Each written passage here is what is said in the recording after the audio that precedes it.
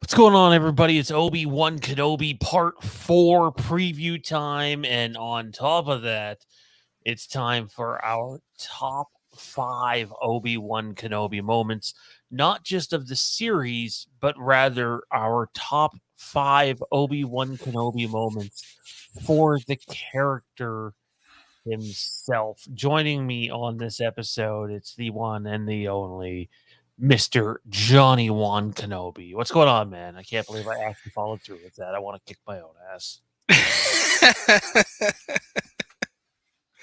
I'm doing okay. I've been just been trying to keep the engine running, because if it shuts down, it ain't starting back up until tomorrow. Just so we're clear, Coca-Cola, not cocaine. Just putting that out there into the universe. Our boy Kenny in the chat says, "Hey guys, looking forward to Star Wars Obi-Wan Kenobi Part 4." Yeah, that makes 3 of us.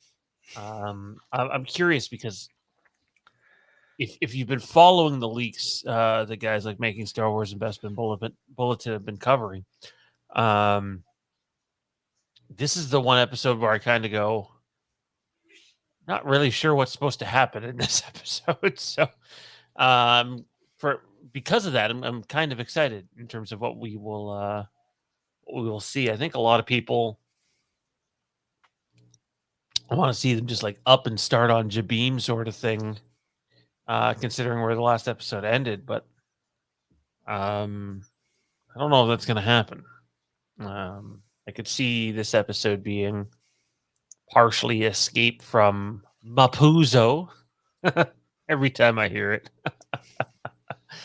Man. I could see there needing to be an escape from there. And then maybe we wind up at Jabim towards the end. Because I believe the final fight isn't going to happen till the last episode, but there's a lot of other stuff that's supposed to happen in that last episode. So then it's like, what happens in episode 5? And then what happens in episode 4? I would suspect if Leia did get captured there at the end of episode 3, which I believe she did, I think that's easy. Safe presumption. Yeah. I'm pretty sure Leia's not going to make cannon fodder out of Reva like that one, one scumbag guy that Flea had with him. I think that it's safe to say that she's been captured again. For better or for worse. I don't know if you can then turn around and rescue her this episode. Or, pardon me, this part, not episode, part. I almost feel like that has to wait a week. So I don't know what's happening here. I could see a lot of exposition in this episode. And not just for Kenobi, for Vader, and it feels like that type of episode that might be one of the longer run times. My luck, probably not, but it feels like it should be, just to reset the stage for the back half of the series here. What are your thoughts, man? I mean, I think this episode is definitely going to be different than the others we've had so far. I mean, I think one of the things we can't have is, we can't get to the point where Vader gets encounters with Leia, because that, we know that doesn't happen. No, I wouldn't say that. There's nothing in. I was talking to Jade about this too, and I forgot to bring it up on last night's the Phantom Empire show. But I said to her, I'm like, I'm going to speculate here for a bit, off of what you just said, kind of. I don't know that can't happen. There's nothing in canon that says that she just can't be to him what she is to him at the beginning of A New Hope. Like, oh, hey, you're fucking Bail Organa's son, that guy that's always causing us a fucking pain in the ass in the Senate, or sorry, daughter. Yeah. Yeah. And there's that. But I also said to Jade, like, I don't know that this is a spoiler. I'm just speculating. I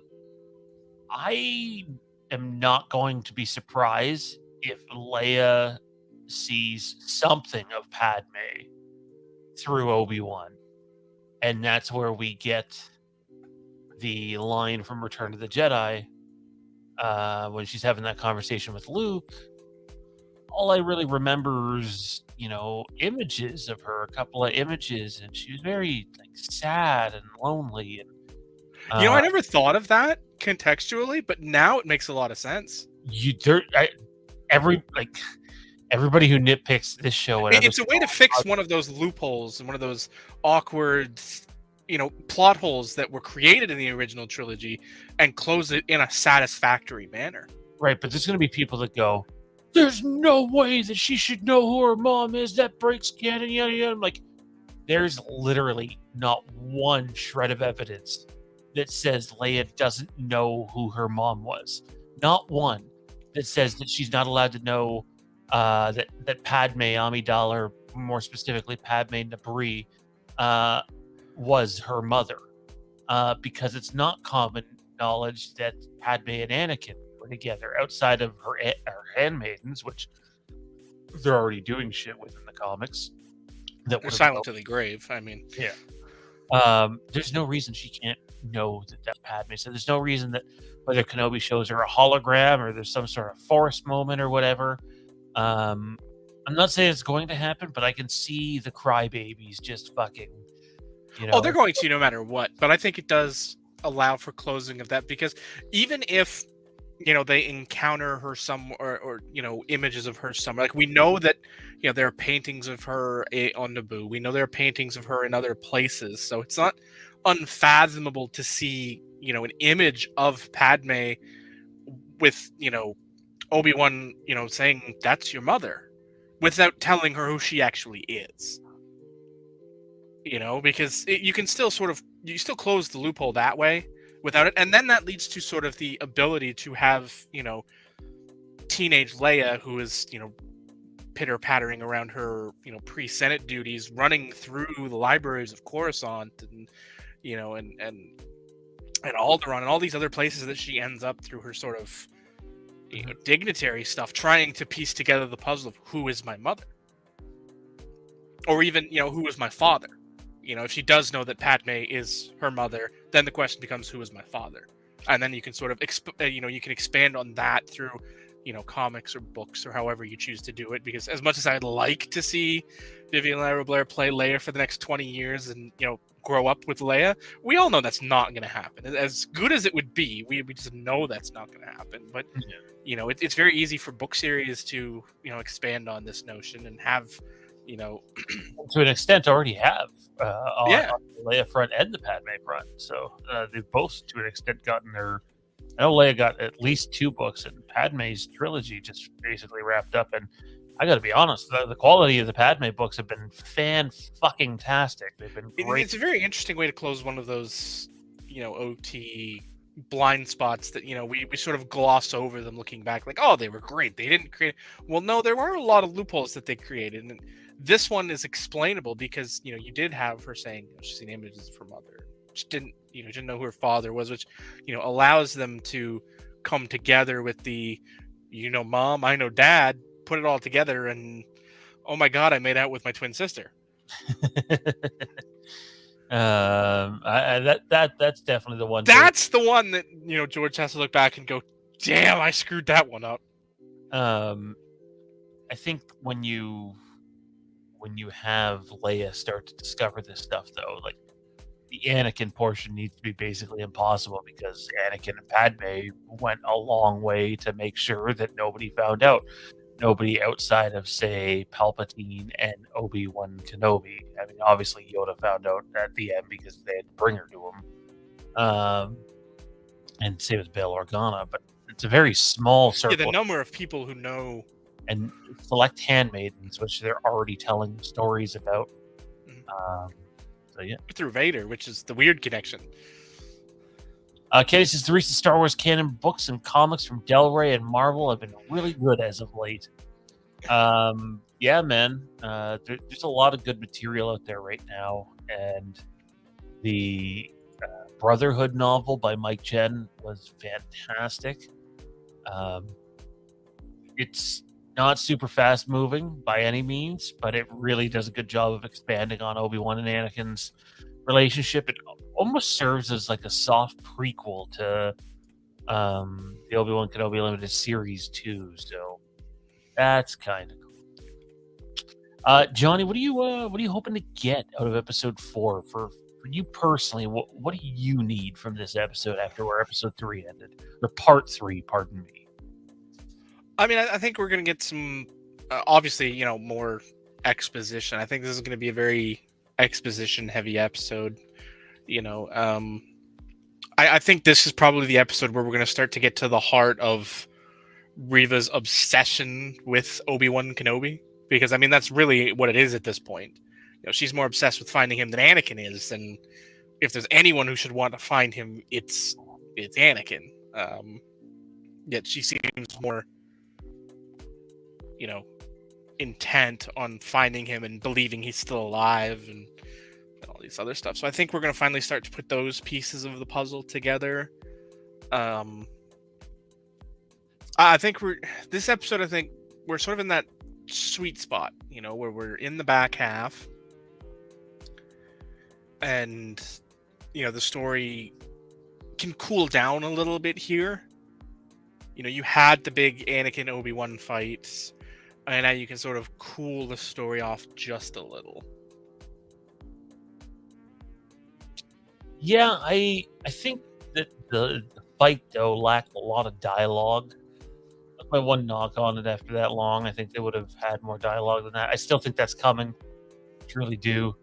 But now I think we're gonna have more of a character dive, specifically with our title character Obi-Wan. But I have a hunch we're gonna have a bit of that for Vader 2 on one level or another. Oh yeah, there's definitely gonna be. I think we're gonna see a lot more. I guess Anakin in this episode than we've seen so far. All we've seen so far is Vader doing Vader things, being menacing and coming out of the Bacta. And I think we're gonna see a bit more of, I don't want to say how he passes the day, but what goes through his mind as much as anything else. Kenny says that new Darth Vader suit for Obi-Wan Kenobi is his boss, best one since Empire Strikes Back.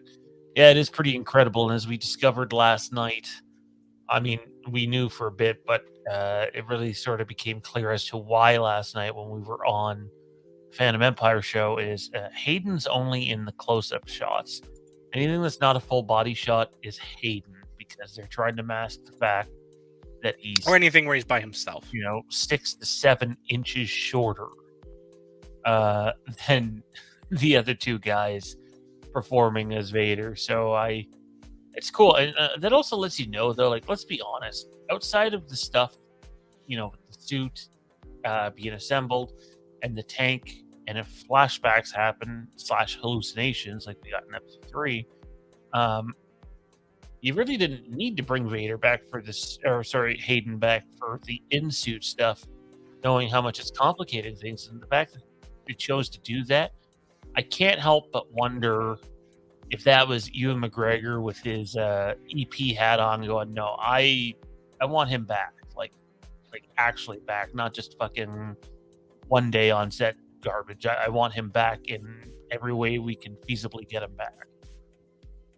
Yeah, I mean, there has to be a reason for it, and I don't think nostalgia is going to fit the bill for that. Like, you could say, oh, but they just did it to make Ewan happy, but that, that's a pretty big line item on the budget, I imagine. It's Hayden's participation in this. So I think to have him back, you need more than just him being the body in the suit, or they worked his voice into the voice thingamajigger to make Vader sound younger or whatever. But there needs to be a reason for that, and it's going to be interesting to see what reason that is. Because flashbacks, sure, that's possible, but I don't know. It's gonna be interesting because we know that the forced ghost of it all is going to start playing out at some point. we're pretty much, if we don't get Liam Neeson at some point, then it's going to be a huge fail. But it's going to be interesting to see how else this plays out and why. Yeah, no, for sure, absolutely. Well, what we're going to do here, we'll probably actually end this stream before it even goes. We're 15 minutes deep into this thing, and I think we've got to just do it across. We have top 5 Kenobi moments to do. Well, look at the title of the episode, Intel. I was gonna message you today, man. So if you get the time, we did the Phantom Empire show earlier today, and there may or may not be Haddonfield the Vanished stuff in there, like footage. So, yeah, that was a bit of a surprise we dropped on everybody today. Not the movie itself, but some fun stuff. Halloween Ends Deuce, just for you because it's a super chat. Even though we're on Obi-Wan Kenobi, we speculated today that the trailer is not as close as most think. Most includes us too, by the way, because we thought it was close. As of yesterday, the trailer had not yet been rated. So if it's going to get attached to the black phone, that needs to happen in like the next immediately 48 hours, probably 72 at the most, and even then, that's pushing it. So yeah, that's. Oh, and then on the mask front, the mask has 2 different physical appearances, 2 different looks to it in Ends, and there's a reason for that. And I hear a baby. Not bad, 240. Wow, this is going good. This is going good. Oh man, not so good. Anyways, Obi-Wan Kenobi top 5 moments. I'll start with my 5, and then you do your 5. I'm not gonna lie, I've cheated on some of these, but it is what it is. Number 5 is actually from this show. The Kenobi Leia moment in episode 2 about Padme, where he stops and says, "Remind me of someone." They start talking about her mom, and it's super emotional. It totally made me tear up the first time I see it. Are we going back and forth? Yeah. Okay. Well, my number 5, mostly, as crazy as it is, a lot of the top Obi-Wan Kenobi moments for me are mostly battles and fights, because that's usually where Obi does a lot of his best talking, I find. For me, is when he's in combat. That's when he brings out his best. The first one for me is the Grievous fight. Number 5 is the Grievous fight in episode 3. It's just, it's the culmination of their arc, which was fun, and of course, you get all of the memes, the hello there comes from Grievous, all of those great moments build up to a great fight. And if I'm being honest, General Grievous is probably my favorite lightsaber wielding combat, because it's, the most like that.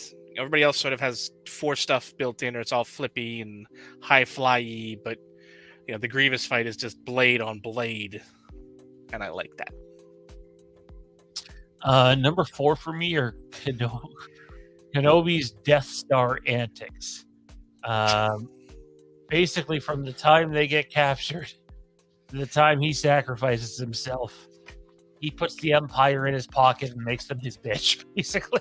So, even right up to the point where he dies. So it's just very clever, and obviously at that point he doesn't have the physical capacity he once did. So it's all Force tricks and maneuvering there, and just having faith in what his mission is, and which tells you he's doing a lot of Force training between this series and 4, because Obi-Wan Kenobi in this series could not pull. I don't think he could pull off the Jedi mind trick.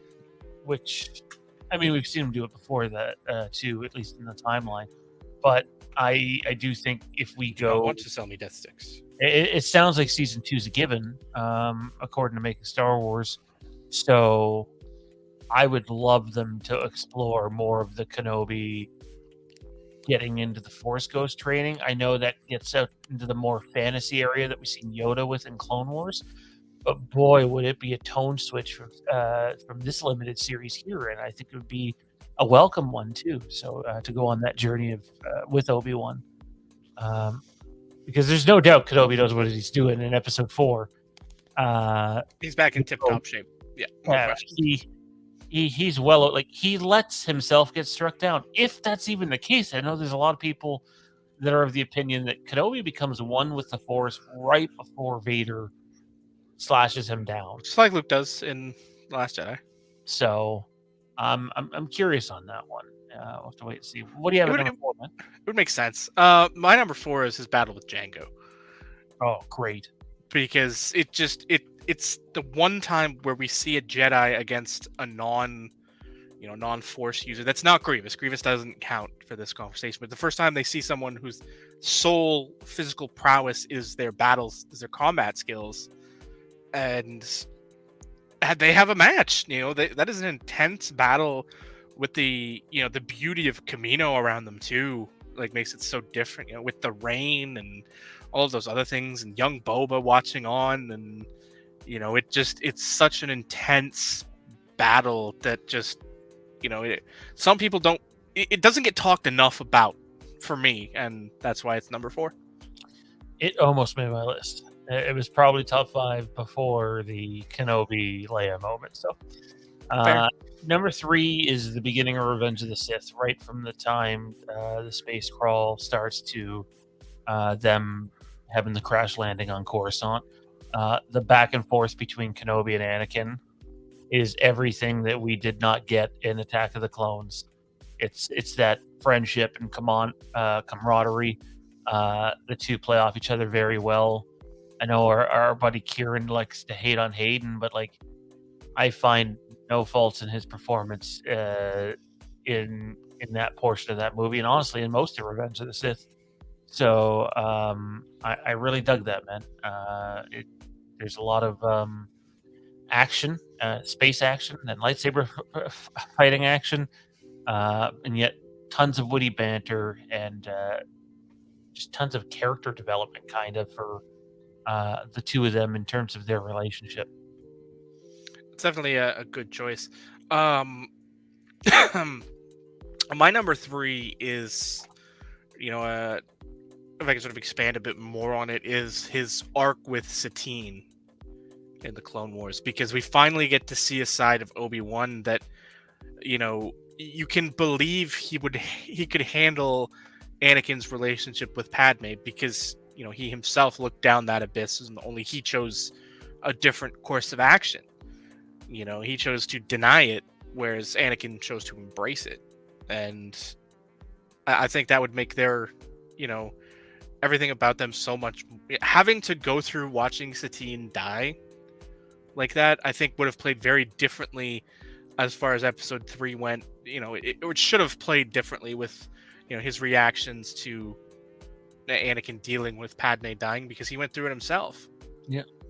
So that's it. His arc with Satine. My top 2 are as cop out as it gets. I mean, so are mine. Let's be honest. I don't even imagine they're different. They're probably identical. Yeah, number 2 is the Duel of Fates.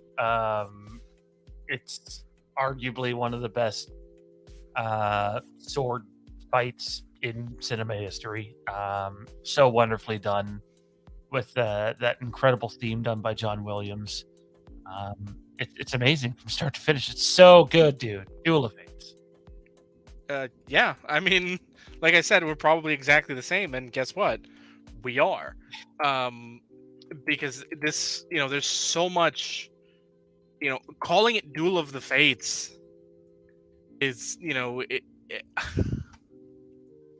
is so much bigger than what we believe. Like, at the time, we just, we don't see quite how big it would be, but looking back on it, you realize, learning the things we do about Qui-Gon after Episode 1 had already come out, when we start seeing, his story and his history with, with Dooku, and, his relationship with, the Jedi and the Jedi Code, make you realize that, if he had survived the Duel of Fates, then Anakin doesn't turn to the dark side.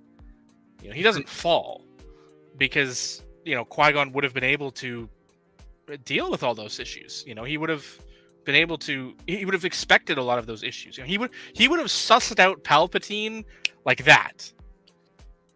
The Brotherhood novel gets into so much of this, dude. It's such a deep dive, and like Kenobi's even doubting himself, like, how different would it have been if he would have trained Anakin more like Qui-Gon trained him, which he didn't do. He went with more the Jedi way, and like even before Anakin's turn, Kenobi's regretting it, and yet still proud of the man at that point that he'd become, despite all of the issues he'd had through. Well, because he was that until he wasn't, and just a few things different, and Obi-Wan might have been able to do that as well, but Force Ghost Qui-Gon is watching Obi-Wan training him and being like, "What you doing, man? What?" When they start sending him out to Palpatine like that, it's like, what? Clearly he's the villain. Clearly he is the Sith Lord. What? How? I'm dead and I can see this. Oh, I mean, he can see everything. So, well, not just that, but I mean, too. So, and then number one, I think that's safe to say for both, but it's the Battle of Heroes. It's the Battle of Mustafar. It is the greatest sword fight there is on screen, in my opinion. And say what you want about the green screen in those movies, Mustafar is pretty on point, and it looks fantastic. It was cool to see it again last week in part 3. I don't think we're done seeing it yet, and I just love that battle. It's so emotional. It's incredible. Hayden and Ewan worked for months on that thing. It's the perfect 4 points of perfection: amazing action, amazing dialogue, amazing music, and amazing visuals. It has all of the points of what makes something intense. It has all of it. I mean, even without the action of the moments, just the dialogue. Anakin or Obi-Wan's, impassioned pleas. You were supposed to bring balance to the Force. You were supposed to destroy the Sith, not become the Sith. You were my brother. You were the chosen one. All of those moments just top on top on top on top. It's an acting tour de force. Yes, it was. I agree with all of that, man, which gets me excited for Obi-Wan Kenobi here momentarily. That's gonna do it for our preview show. So we don't have the episode length yet, but no, actually we do, because it just dropped. I'm guessing it's short. Is it short? Just tell me if it's short. It's short, isn't it? 39 minutes. 39 minutes? That's fucking... I'll be honest, Reddit. That's fucking inexcusable. So in reality, it's half an hour. I haven't even seen the episode yet. I'm not pleased. I'm not happy about this. And I'm sorry, 6 1-hour parts, and it's been not even close. I think there's a technical side of this and a PR side of this that... unless like the last 2 episodes are 90 minutes plus each, not gonna happen. Then you've got some explaining to do with this 6 1-hour parts thing, because you're gonna be lucky to hit 5 hours at the rate you're going. Oh, they won't. I assumed just after the first couple episodes the way it was going, and it's been constantly. Oh man, this is the shortest one yet. This is not a good start. Shortest one by 10 minutes. No, 3 minutes. So like credits too. You'll have the previously in the credits. That's 2 minutes right there. Yeah, you're looking at 32 minutes runtime, maybe 33. If even. I mean, they go on about this not supposed to be, it's not supposed to be episodic like The Mandalorian, and it seems like there's some. Again, I love the story, I love the direction it's going, but there's some liberties being taken on the. Is it going to end up the length of a feature film? Yes, but that's not what we were promised. Oh, it'll end up the length of 2 feature films, really. I But was saying a really long one. it's gonna feel rushed a bit. Like, I thought that the last 2 episodes, everything felt like it was moving too quickly, and clearly we're gonna get more of that in this episode. So, don't know what to tell you guys. Not trying to be negative. For those also interested, first episode of Miss Marvel dropped at 50 minutes. Shorter than the first Kenobi, though. And Kenobi also had 5-minute recap in the first episode. So a valid point. Anyways, I'm gonna get out of here before I blow a gasket. In fact, I'll even say that I guess we'll be back sooner than we planned. Well, kind of, because now I'm gonna go smoke a joint first. Because even if you do that, we'll still be early. Anyways, oh joy.